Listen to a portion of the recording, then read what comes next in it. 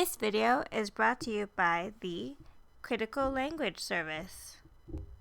To learn more about our Arabic classes for small groups and schools taught via telepresence, visit our website at www.criticallanguageservice.com. Arabic sentences. Arabic has two different types of sentences, nominal and verbal. The difference between the two types lies in their structures. Nominal sentences start with a noun or a pronoun, hence the nominal part. And I'm sure you know that the subject comes before the verb in Arabic. And to make your life easier, both formal and spoken Arabic use this structure. It is particularly common in conversations to use nominal sentences. Now, let's look closely at the nominal sentence. Well, first of all, let's stop calling it nominal sentence and call it الجملة الاسمية. This is how we refer to it in Arabic. الجملة الاسمية. Ism is noun in Arabic, so hence the name. So, let's make a nominal sentence together, shall we? First, we have Maha and Walidati. These are nouns. Well, Maha is a proper noun. Walidati, my mother, is a noun. We can use them as subject because in Arabic, again, subject comes before verb.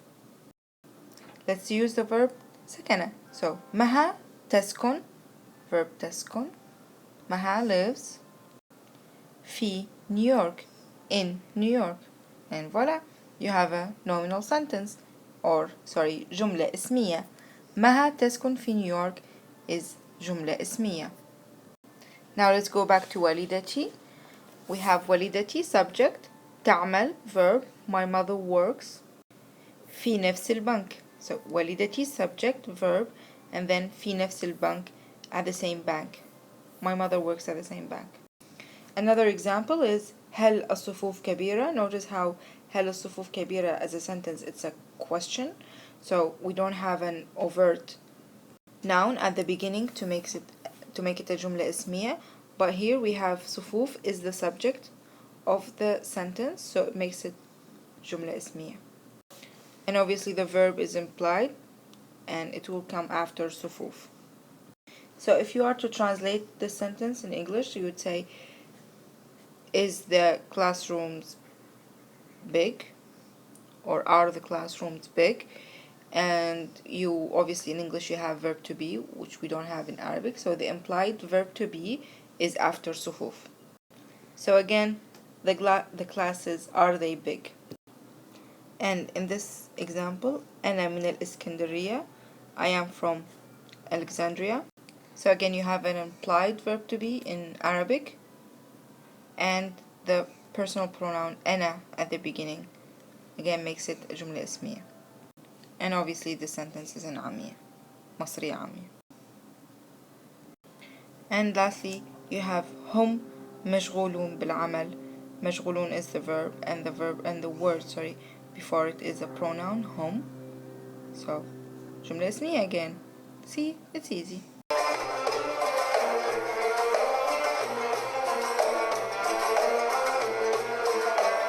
Another look at هل الصفوف كبيرة and أنا من الإسكندرية.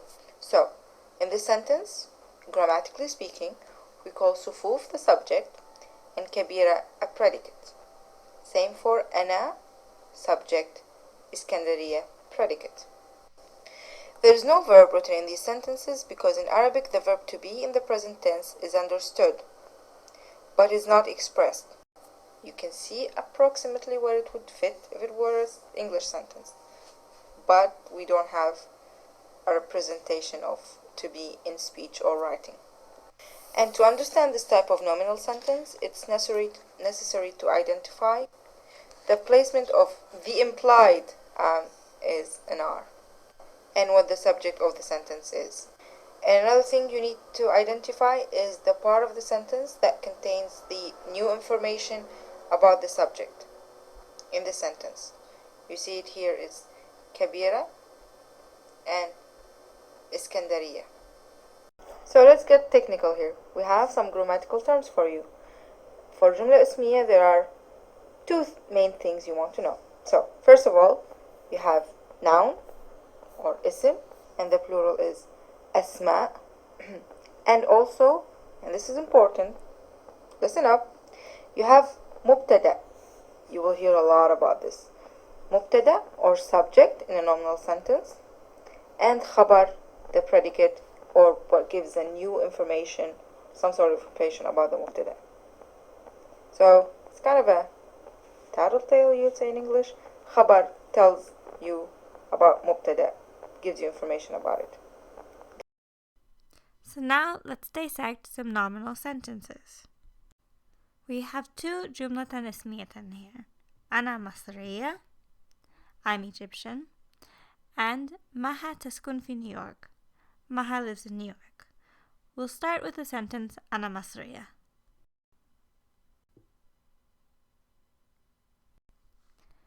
Can you think of its two parts? Well, if you guessed that أنا was the subject, or al-mubtada, you were correct. It's a pronoun, but pronouns can also be the subjects in الجملة الاسمية. And so, of course, by default, that leaves us with مصرية as the predicate. And مصرية, as you can see, is an adjective. So there's no actual verb in this sentence. And it is describing أنا. Now let's look at our second example. Maha تسكن في New York. So Maha is our subject, or al-mubtada, and Maha is a proper noun. And تسكن في New York is the khabar.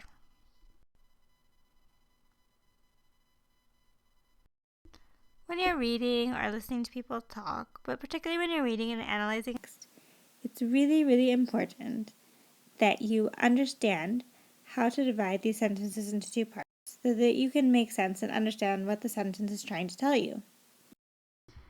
And as you can see from above, the predicate or the khabar can be just about anything. It could be a verb, preposition, proper noun, adjective. Here, مصرية is an adjective and it functions as a khabar. And in تسكن في New York, we have a verb, تسكن في, preposition, and New York, another proper noun. All of these function as the khabar in these جملة اسمية.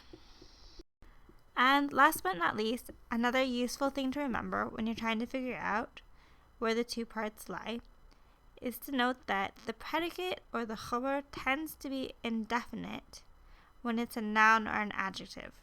So this will clue you into, hey, this is where I should divide the sentence.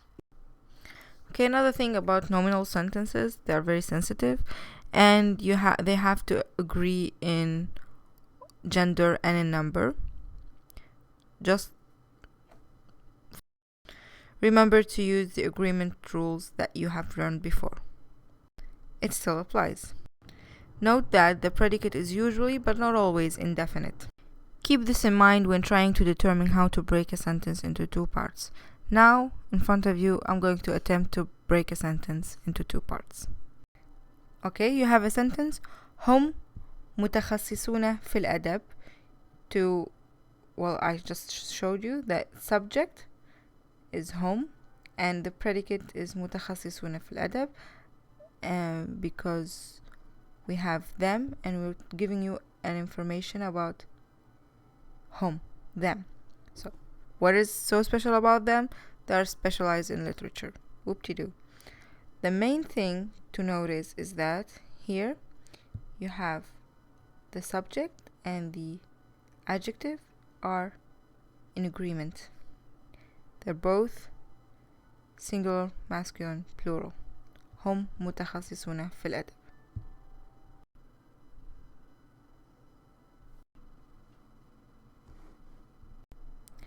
Here we have another example. We showed you first the sound masculine plural. This time the feminine singular agreement in عامية. هي حرانة, she's hot temperature wise. So هي is the subject and this is the predicate, the information you get about her. Another example, but this time with non-human. الكتب كبيرة. الكتب is the subject. What about the books? They are big. This is the predicate. And as you know, non-human is usually treated as feminine nouns, so the agreement is feminine plural agreement. So the adjective is in the treated as singular, but the books are plural. Nominal and verbal sentences. Most Arabic sentences can be expressed as either جملة فعلية or جملة اسمية. And while the two sentence structures are similar, there are differences between them. One of the main differences is word order, which we'll look at in a minute. And although the word order is different, the basic meaning of the sentence is the same regardless of the word order. So, if I have the sentence هم يكتبون رسائل إلى أفراد العائلة, I have a جملة اسمية because it starts with an ism, هم, the pronoun هم. However, if I remove the pronoun هم and I simply leave the sentence as يكتبون رسائل إلى أفراد العائلة, the sentence means they write letters to members of the family.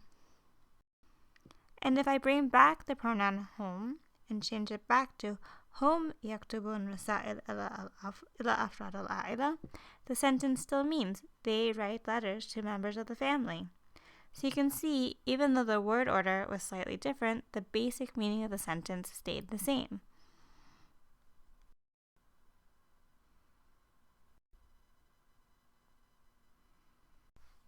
Now we have another example of a جملة اسمية, starting with the pronoun أنا. أنا لا أتذكر كل الكلمات الجديدة. I don't remember all the new words, so I should probably study more.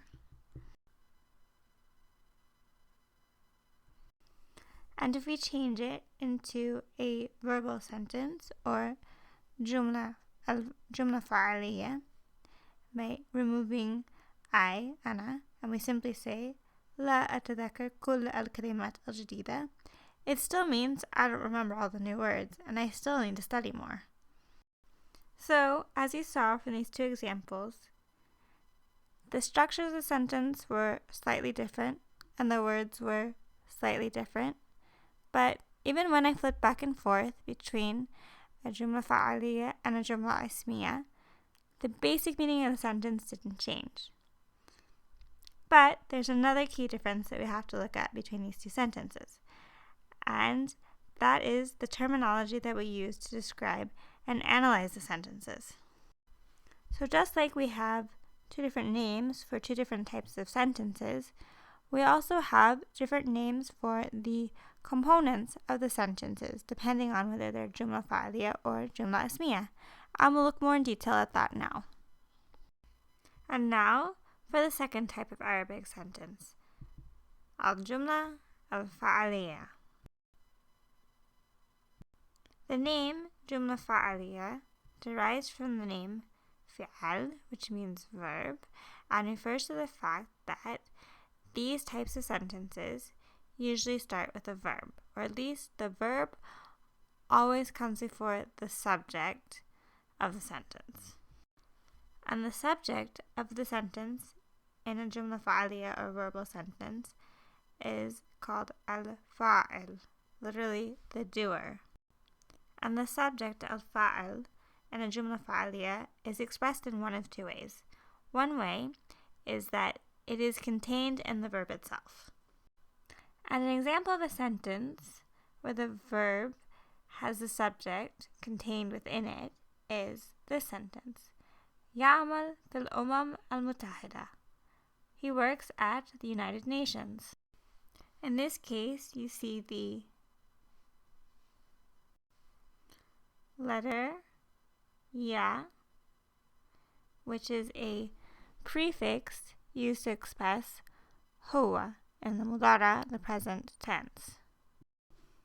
And we don't have any pronouns or other nouns that represent people or the doer in this sentence.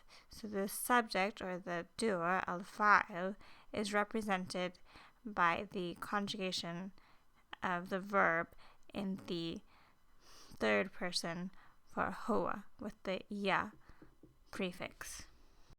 A second option for the subject is for it to be expressed as a noun following the verb. And the example we have of that is the sentence يعمل ولد معها في الأمم المتحدة. So here we have the verb يعمل, again conjugated for هو, and it refers to the subject ولد معها. So ولد معها is الفاعل.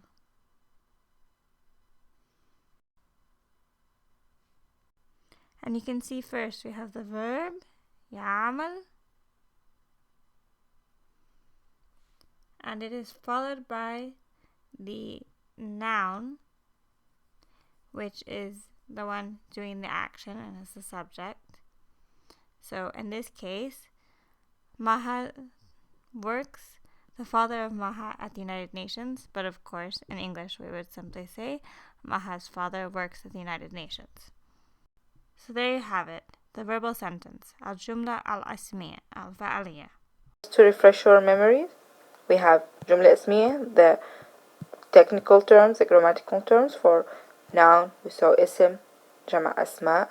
For subject, مبتدأ. For predicate, خبر. Now to الجملة الفعلية, technical words would be verb, فعل, جمع أفعال, and فاعل, subject of جملة فعلية. So here we have the same sentence, meaning wise. We have تستمع زوجتي إلى الراديو, زوجتي تستمع إلى الراديو.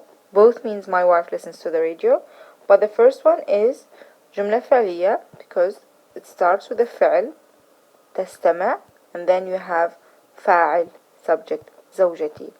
In the nominal sentence, you have زوجتي, the subject, quote unquote, is in the مبتدأ. We call it subject because it is the actor, and تستمع إلى الراديو is the خبر, is the information, is the predicate to the subject, مبتدأ. Now to more practical aspect, the usage, how and when we use verbal and nominal sentences. As you know, both الجملة الفعلية and الجملة الاسمية sentences occur widely in Arabic.